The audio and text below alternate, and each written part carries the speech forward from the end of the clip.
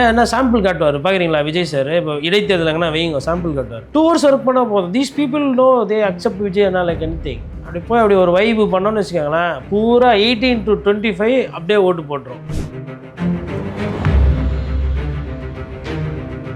விஜய் அண்ணா ஓட்டு கேட்குறாருங்க, அதை விட வரனா வேணும் உங்களுக்கு.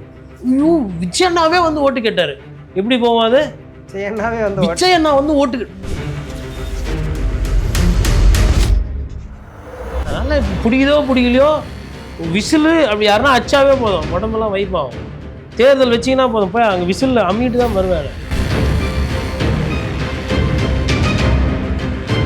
இந்த 21ஆம் நூற்றாண்டில் விஜய் அண்ணா ஓட்டு போடணும்னா என்ன ப்ரோ நீங்கள் அப்படின்ற ரேஞ்சில் எடுத்துன்னு போயிடும்.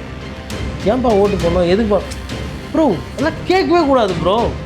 நமக்கெல்லாம் வாய்ப்பு கிடைச்சதில்ல விஜய் அண்ணா ஓட்டு போடுறது. விஜய் அண்ணா அவருக்காக வந்திருக்கிறாரு, யாருக்காக வந்திருக்காரு?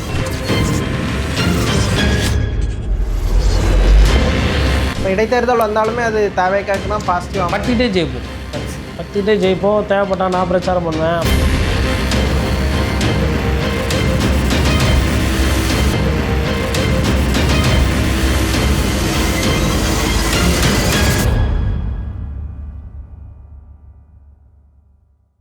TVK government again and again அவங்க ஒரு க்ளீன் கவர்மெண்ட் அப்படிங்கிற ஒரு விஷயத்த நிறுவதுக்கு ட்ரை பண்ணுறாங்க. உண்மையிலே இந்த கவர்மெண்ட் அந்த க்ளீன் கவர்மெண்ட்டுங்கிற வேர்டுக்கு டிசர்வ்டா? இல்லை, அது கவர்மெண்ட் டிசர்வ்டோ இல்லையோ அவங்க ஃபிக்ஸ் பண்ணிட்டாங்க. நம்ம வந்து இதையே தான் ஃபஸ்ட்டு இதே தான் சொன்னோம். இந்த குட்வர்ட்ஸ் கிரேப் மாதிரி வாட்டர் மாதிரி யாருன்னா அழுதா என்னாச்சா குட்வர்ட்ஸ் கிரேப் வாட்டர் கொடு, நீ குழந்தையா இருக்குச்சா அதான் கொடுத்தேன். இப்போ தாவேக்கன்ற ஒரு கட்சி ஆட்சியிலே இருக்கணும்னா அந்த 2 பேர் மோசமான கட்சி, அவங்களால கொடுக்க முடியாத அந்த க்ளீன் கவர்மெண்ட்டை நாங்கள் தான் கொடுப்போம். இந்த க்ளீன் கவர்மெண்ட் எப்படி, எதில் க்ளீன் கவர்மெண்ட்டு? சூயஸ் கனாலுக்கு, அது சூயஸ் கம்பெனிக்கு கான்ட்ராக்ட் கொடுக்குறீங்க. முன்னாடி இருந்ததை விட கான்ட்ராக்ட் விலை ஏற்றி கொடுக்குறீங்கன்னு குற்றம் வந்திருக்குது. இன்னும் அதுக்கு வந்து துறை ரீதியாகவோ அமைச்சரோ யாருமே முழு விளக்கம் தரலை. அப்படி இப்படி இப்படி இப்படி டபாச்சி பேசுகிற மாதிரி பேசுகிறீங்க. ஏன் தனியாருக்கு கொடுக்குறீங்க ஒரு திட்டத்தை? ஏன் நீங்கள் செயல்படுத்த முடியாது? ஒன்று. ரெண்டாவது, மதுரையில் குப்பை வாடுறதுல டன்னேஜ் வந்து அதிகமாக மணல்லாம் இருக்குது. அதாவது ஆட்சிக்கு இவங்க வந்ததுக்கு பிறகு டெய்லி அதிகமாக வந்து குப்பைக்கு பதிலாக மண்ணே இருக்குது, அதை திருட்டு கணக்கு எழுதி கோடிக்கணக்கில் காசு போகுதுன்னு ஒரு குற்றச்சாட்டு இருக்குது. அது இன்னும் நிறுவனத்து மீது எந்த நடவடிக்கை எதுவுமே கிடையாது. இப்போ நம்ம கோயில் நிலம் கூட இது வந்து கோர்ட்டு தலையிட்டு ரத்து செய்யுது. பிரச்சனை பெருசானவுன்னா நடவடிக்கை இப்போ அதுவும் அந்த ஒரு ஆஃபீஸர் மேலே தான் எடுக்கிறாங்க. அதில் 2 அதாவது சப் ரெஜிஸ்ட்ரார் நடவடிக்கை எடுத்துட்டாங்க, ஜஸ்டின் மணிகண்டன். ஓகே. அதுக்கப்புறமா இன்னொன்று வந்து அந்த டிஸ்ட்ரிக்ட் ரெஜிஸ்ட்ரார் மீதும் சஸ்பென்ஷன் ஏதோ எடுத்துருக்கிறதா தகவல். ஓகே. அதனால் அந்த 2 பேர் தான் அது பார்க்கணும், போக பார்க்கணும். ஓகே. ஆக்சுவலி இது முறைகேடு தான் அப்படிங்கிறது தவறு நடந்திருக்குங்கிறத தமிழ்நாடு அரசே ஒத்துக்கிட்டு, ஆனால் இது ரிலேட்டடாக விமர்சனம் பண்ண சிலர் மேலே வழக்கு பதிவு பண்ணி கைதும் பண்ணியிருக்காங்க. இது ஒரு ஹார்ஷான நடவடிக்கைன்னு விமர்சிக்கிறாங்க. அந்த அளவு கைது பண்ணக்கூடிய அளவுக்கு போகணுமா? அது அவதூறாகவே இருந்தாலும் கைது பண்ணுற அளவுக்கு போக வேண்டியதில்லை. ரமேஷ் வந்துங்க ஏதோ சாதிக்கணும் முன்னாடி பண்ணணும்னு ஏதோ அங்கே இங்கே போய் கொஞ்சம் இதுவாக இருக்கிறாரு. அதிலலாம் வந்து தப்பு சொல்ல முடியாது. பட் ஆனால் யார் கொடுக்குற அட்வைஸ்ன்ற இதெல்லாம் தெரியல. கைது வரலும் போயிருக்க வேண்டாம். கருத்து தானே சொல்கிறாங்க. கருத்துக்கு வந்து நீங்கள் கோர்ட்டுக்கு கேஸை போடுங்க, கோர்ட்டுக்கு வலிங்க, என்ன ஆதாரத்தில் சொன்னேன்னு சொல்லுங்கள். ஆதாரம் இல்லாமல் அவங்க உங்கள் சார்பாக தீர்ப்பு வருதுன்னு வச்சுக்கோங்க. ஏன்னா அரசு உங்ககிட்ட இருக்குது. ஒரு அரசு வழக்கறிஞர் நியமனம், அதில் வேறு பிரச்சனை. நல்ல வழக்கறிஞராக வைக்கணும். இப்போ அமைச்சரோட மாண்பு காப்பாற்றுறதுக்கு 5 லட்ச ரூபா வாங்கின ஒரு வழக்கறிஞர் பண்ணால் மயிலாட் தாங்களுக்கு தெரியாத சட்டம் ஒன்றும் இல்லை, எந்த சட்டம் தகுந்த சட்டமோ அந்த சட்டத்தின்படி அப்படி தீர்ப்பு கொடுங்கன்னா ஜட்ஜி டென்ஷன் ஆயிடுவார். அது வேறு பிரச்சனை. ஸோ அப்போ ஒரு தீர்ப்பை வாங்கி பெருசாக விளம்பரம் கொடுங்க சார். என் மீது அவதூறு பருப்பு நீங்கள் என்ன பாரு, கோர்ட் என்ன சொல்லியிருக்கு பாரு, விளம்பரம் கொடுக்கணும். அதை கூப்பிட்டு பத்திரிக்கையாளர் சந்திப்பு. இப்போ இவர் வந்து என்னை பற்றி பேசினார், இவரை வந்து ஜெயிலில் போட்டிருக்கலாம், அடக்குமுறை பண்ணியிருக்கலாம். அது பண்ணியிருந்தால் அது திமுக. அவரை கூப்பிட்டு அவர் நிர்வாகத்தை வச்சு மிரட்டியிருந்தால் அது அதிமுக. நாங்கள் வழக்காடு மன்றம் போய் இந்த மாதிரி ஆள் வந்து ஃப்ராடு, வாயில் சுத்தம் கிடையாது, வாயை திறந்தால் பூரா பொய்யர் இவர், இந்த பொய்யர் பேச்செல்லாம் கேட்டுட்டு என்ன போய் மோசமாக பேசுனீங்க, ஒரு அமைச்சர்னு கூட பார்க்காம இந்த அளவுக்கு காயப்படுத்தினீங்க அப்படின்னு சொல்லி ஒரு பத்திரிகையாளர் சந்திப்பு சொல்லி அதை பெருசாக விளம்பரம் பண்ணலாம்ல, விளம்பரப்படுத்தி அவங்களெல்லாம் அம்பலப்படுத்தலாம்ல. பொய் பேசுகிறாங்க, தகவல் சரி கிடையாது, பொய்யான தகவல், வன்மத்தை கக்குறாங்க. அது இன்னும் ஒரு சிறந்த இதை வந்து இப்போ கைது பண்ணி என்ன ஒரு 10 நாள் 15 நாள் வைக்க போகிறீங்களா? போயிட்டு வந்தோன்னே தைரியம் வந்துடும். போயிட்டு வந்தோன்னே தைரியம் இதுதான் ஜெயிலா? அப்படியா, சரி நல்லா தான் இருந்தது, ஆனால் கொசுக்கடி சாப்பாடு தான் சரியில்லை, ஒரு 2 days அடிச்சாங்க, அது கூட பழக்கமாகி போச்சு. எல்லாரையும் அடிக்க முடியாது அதுலேயும். இப்போ உதாரணத்துக்கு இப்போ சவுக்கு சங்கர்லாம் நீங்கள் அடிச்சிங்கன்னா அவர் இன்னும் ஜாஸ்தியாக பண்ணுவார் சேட்டை, போயிட்டு வந்து வெளியில். அவரோட தன்மை அது. அது நிறைய பேர், அதாவது ஜெயில் வந்து 2 விஷயம் செய்யுங்க. ஒன்று பயத்தை காட்டி விடும், இல்லைன்னா வந்து பயம் போயிடும். சரி, பயத்தை காட்டிட்டு, பயத்தை எவ்வளோ காட்டுவீங்க?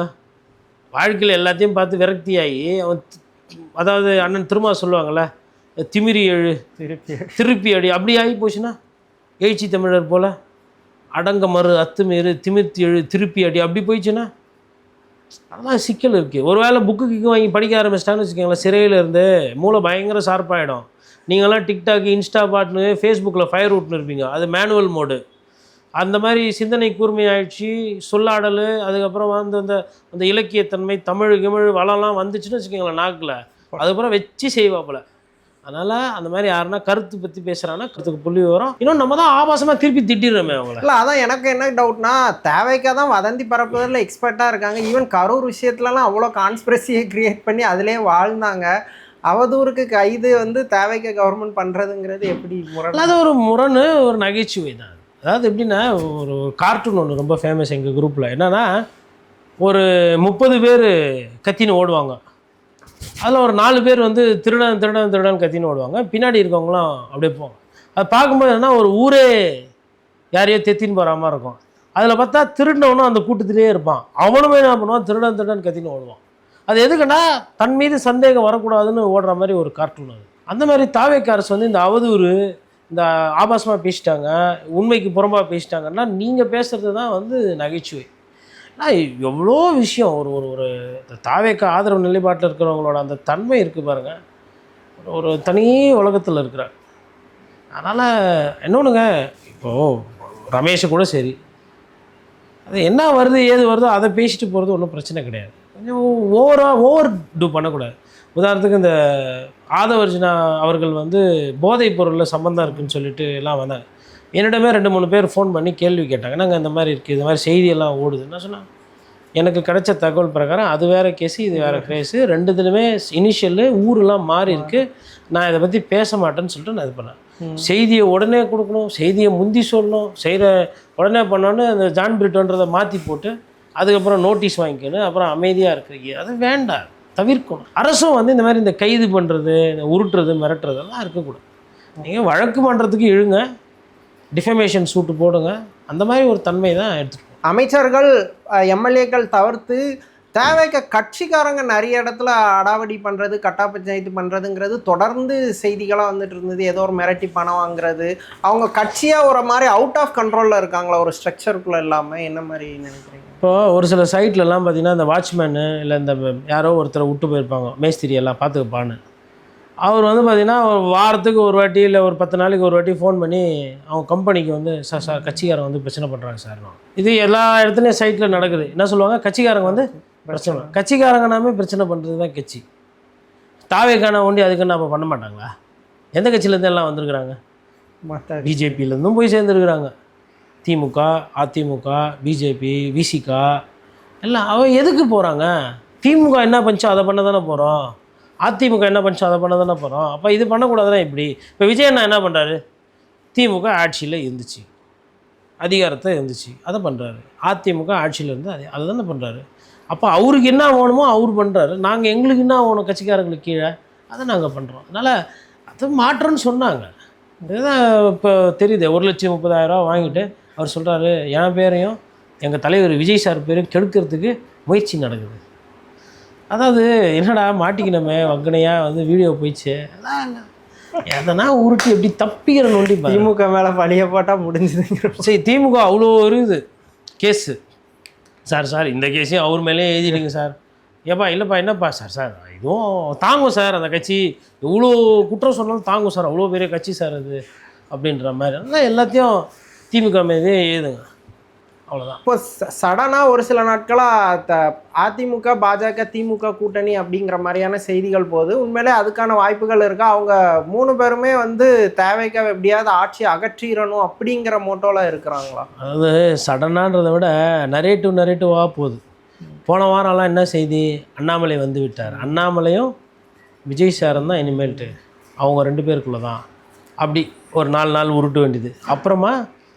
அண்ணாமலையும் விஜயும் சேர்ந்து கூட்டணி அமைப்பாங்க அப்படி அது மாதிரி ஏன்னா ஒரு தூய்மையான ஆட்சி இவங்களால தான் கொடுக்க முடியும் அப்படி ஒரு நரேட்டிவ். அப்புறம் இப்போ அதுக்கு முன்னாடி நரேட்டிவ் என்னென்னா திமுகவும் அதிமுகவும் முயற்சி பண்ணுச்சு.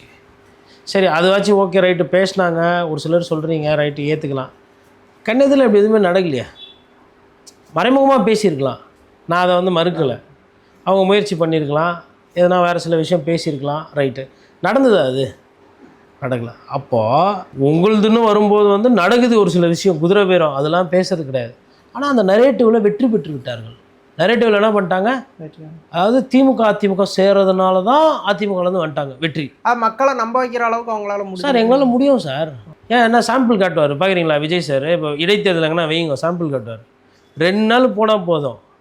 2 நாள் கூட தேவையில்லை ஆக்சுவலாக. ஒரு 2 மணி நேரம் போதும் ஒரு இடைத்தேர்தலுக்கெல்லாம். நாங்கள் 214 தொகுதிக்கே நாங்கள் கம்மியாக ஹவர்ஸ் தான் ஒர்க் பண்ணிக்கிறோம். 2 hours ஒர்க் பண்ணால் போதும். These people no they accept Vijay என்ன லைக் எனிதிங். அப்படி போய் அப்படி ஒரு வைப்பு பண்ணோன்னு வச்சுக்கோங்களேன், பூரா 18 to 25 அப்படியே ஓட்டு போட்டுரும். அதில் 18ல் 28ல் இருக்கிற விமன் ஓட்டர்ஸ் இருக்காங்களே, அவங்க என்ன நினைக்கிறாங்கன்னா விஜய் அண்ணா தான் இது எல்லாத்தையுமே காப்பாற்ற முடியும். யாரால் காப்பாற்ற முடியும் தமிழ்நாட்டை? விஜய் அண்ணா ஒருத்தரால் தான் தமிழ்நாட்டையே காப்பாற்ற முடியும்னு யார் நினைக்கிறாங்க? அதிகப்படியான பெண் வாக்காளர்கள் நினைக்கிறாங்க. ஆண் வாக்காளர்கள் பார்க்குறாங்க அப்படி. ஓ இஸ் இட் ஓகே சரி அப்போ நம்மளுமே விஜய் அண்ணாக்கு போட்டுருவோம். இப்போ ஏன் போடுறீங்க, எதுக்கு போடுறீங்க? ஏய் ஸ்டூபிட், முட்டாள் மாதிரி பேசாத மேன். எல்லாருமே அவங்களுக்கு தான் ஓட்டு போடுறாங்க. டே எல்லாருமே ஓட்டு போடுறதுனால என்ன, எதுக்காக போகிறீங்க? கரண்ட் வந்துச்சா, இல்லை சொத்து வரி தண்ணி வரி எதனா குறைஞ்சிருக்குதா, இல்லை உங்களுக்கு வேலை வாய்ப்பெல்லாம் கட்சிச்சா, தெருநாய் கம்மியாயிடுச்சா, குப்பை கரெக்டாக வாடுறாங்களா, என்ன எந்த விஷயத்தில் இல்லை, ஸ்கூலெல்லாம் கரெக்டாக இம்ப்ரூவ் அப்கிரேட் ஆகிருக்கா, முன்னாடியை விட இப்போ பரவாயில்லையா, ட்ரெண்டு தெரியாமல் இருக்கீங்க, போய் இன்ஸ்டா பாருங்கள் அப்படின்வாங்க. இன்ஸ்டா போய் பார்த்தா திருப்பி தான் உங்கள் விஜய் உயிர் என்ன வரவா, என்னடா இதே பாட்டை வச்சுக்கிட்டு இன்னுமாவாடா, இந்த பாட்டு தான் வச்சு ஆட்சியே புஷ்டிங்களே, இன்னமும் அதே பாட்டை போட்டுக்கிறீங்கன்னா அதுதான் இப்போ ட்ரெண்டு. ஆட்சிக்கு வந்தமே விஜய் மயக்கம் தீராம தான் இருக்கிறாங்க. மயக்கமா? அது அதுக்கு மேலே சீக்கிரம்லாம் போகாது, அதெல்லாம் ஊற வச்சுக்கிறோம். இப்போ ஒரு விஷயத்துக்கு நீங்கள் வந்து பழக்கமாயிட்டீங்களா, அடிமையாயிட்டீங்கன்னா அதனால் ஒரே நாளில் இப்போ குழந்தைங்கள்லாம் நிறைய பேர் கம்ப்யூட்டரில் வீடியோ கேம் விளாட்னே இருக்கிறாங்க. அம்மா சொன்னால் கேட்குறதில்ல, அப்பா சொன்னால் கேட்குறதில்ல, 5 minutesமா 2 minutesமான்னு சொல்லிட்டு நைட்டு முடிகிற வரலாம் பண்ணின்னு இருக்குதுல்ல, பழக்கமாகி போச்சு. அதனால் இப்போ பிடிக்குதோ பிடிக்கலையோ விசிலு அப்படி யாருன்னா அச்சாவே போதும், உடம்பெல்லாம் வைப்பாகும். தேர்தல் வச்சிங்கன்னா போதும், போய் அங்கே விசிலில் அம்மிட்டு தான் மறுவேலை. அதனால் அது இட் டேக் சம் டைம். சரி எதுவுமே வந்து உடனடியாக குணப்படுத்த முடியாது. ஓகே கொஞ்சம் கொஞ்சமாக தான் அது சரி பண்ண முடியும். இப்போ விஜய் சார் எப்படி சொல்கிறாரு, தமிழ்நாட்டை உடனடியாக குணப்படுத்த முடியுமா, உடனே இதெல்லாம் எப்படி மாற்ற முடியும், ஊறி போய்க்குதுன்ற. அதேமாரி விஜய் சாருடைய தாக்கம் வந்து சமுதாயத்தில் ஊறி போய்க்குது, உடனே எல்லாம் மாறாது. இப்போ இடைத்தேர்தல் வந்தாலுமே அது தேவைக்காக தான் பாசிட்டிவாக பட்டுக்கிட்டே ஜெயிப்போம். தேவைப்பட்டா நான் பிரச்சாரம் பண்ணுவேன். அப்புறம் வேறு யாரா கூட நான் நீங்கள் முதலமைச்சர் இன்னும் 4 பேரை கூட இறப்பேன் சினிமா ஸ்டாரை. உங்களுக்கு தான் நட்சத்திரம்னா பிடிக்கும்ல, வெயிட் பண்ணி பார்ப்பீங்கல்ல. அவங்களாம் எப்படி எடப்பாடி பழனிசாமி நான் தான்ப்பா எடப்பாடி பழனிசாமி, கூட வந்தவங்களாம் ஓடி போயிட்டாங்க, அதிமுகவோட பொசிஷன் கொஞ்சம் ஓட்டு போட்டு ஜெயிக்க கீச்சா வந்தால் கட்சிக்கு கௌரவமாக இருக்கும், கட்சியை நாங்கள் காப்பாற்றி நடத்துவோம். அவர் அப்படி ஸ்டாலின் வந்து குளத்தூர்லேயே தோக்கச்சி விட்டாங்க, கொஞ்சம் இந்த தொகுதி மக்கள் பாருங்கள், திராவிட மாடல், அண்ணா பெரியார், அதுக்கப்புறம் அவர் கலைஞர், அப்புறம் நான், இப்படிலாம் அவர் பேச வேண்டியது இருக்கும். புரியுதுங்களா? அதுக்கப்புறம் நான் என்ன செய்யலை சொல்லுங்கள், அவ்வளோ மோசமானவங்களா இவங்களாம் சொல்கிற அளவுக்கு, உண்மையாக யோசிச்சு பாருங்கள் அப்படின்லாம் அவர் போய் விளக்கம் சொல்ல வேண்டியது இருக்கும். விஜய் சாருக்கு அப்படிலாம் எதுவுமே இல்லை. வண்டியில் ஏறுறாரு, சாங்கு போடுறாரு, முன்னாடி ஒரு சாங்கு, அவர் அப்புறம் அவர் போனதுக்கப்புறம் ஒரு சாங்கு, அதே வைபோடு அப்படியே எடுத்துன்னு போய் எலெக்ஷன் நேரத்தில் விட்டோன்னா அப்படியே ஓட்டு ட்ரெயின் போட்டு எல்லாம் ஜெயிச்சுட்டு போயிட்டே இருக்கும். அதுக்கப்புறம் திருப்பி போய் பார்க்கணும்னு அவசியம் கிடையாது. ஓட்டு கேட்குறதே பெரிய விஷயம். விஜய் அண்ணா ஓட்டு கேட்குறாருங்க, அதை விட வரனா வேணும் உங்களுக்கு. ஐயோ விஜய் அண்ணாவே வந்து ஓட்டு கேட்டார், எப்படி போவோம் அது? விஜய் அண்ணா வந்து ஓட்டு என்ன அப்பா இதெல்லாம் வேட்பாளராப்பா, என்னப்பா இந்த கட்சி அந்த விஜய் அண்ணா வந்து ஓட்டு கேட்டிருக்காருப்பா, போப்பா அப்படின்னு. உங்கள் அப்பாவே என்னடா 9th wonder 8th wonder போல் முதலமைச்சரே வந்து ஓட்டு கேட்டிருக்காரு.